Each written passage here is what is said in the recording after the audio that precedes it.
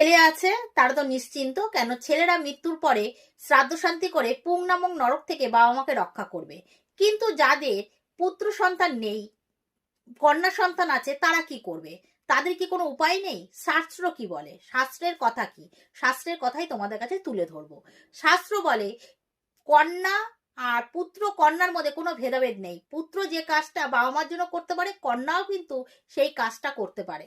তাই জন্য শ্রাদ্ধ শান্তি যদি ছেলেদের যতটা অধিকার থাকে, মেয়েদেরও কিন্তু ততটা অধিকার থাকে। ছেলে যদি বাবা মার মুখে অগ্নি দিতে পারে, মেয়েরাও কিন্তু দিতে পারে, তাতে কোনো রকম অসুবিধা নেই। নিয়মটা কি বলেন তো, আমাদের সমাজে কিছু লোক তৈরি করে, এই করবেন না ওই করবেন না, তার শাস্ত্র মেনে কিন্তু করে না। শাস্ত্র কিন্তু মেয়ে আর ছেলেকে সমান অধিকার দিয়েছে। মেয়েরাও পারে বাবা মার শ্রাদ্ধ শান্তি করে সেই নরক থেকে বাবা মাকে উদ্ধার করতে। এবার কোনো কারণে যদি মেয়ে যদি করতে না পারে, ধরুন মেয়ের বিয়ে হয়ে গেছে, সেই ক্ষেত্রে মেয়ের ঘরে ছেলে আছে, নাতিতেও কিন্তু সেই দাদুর শ্রাদ্ধ শান্তি করে দাদুকে সেই নরক থেকে উদ্ধার করতে পারে এবং বছর বছর তিল তর্পণও কিন্তু করতে পারে। শাস্ত্রে এই কথাই কিন্তু উল্লেখ আছে।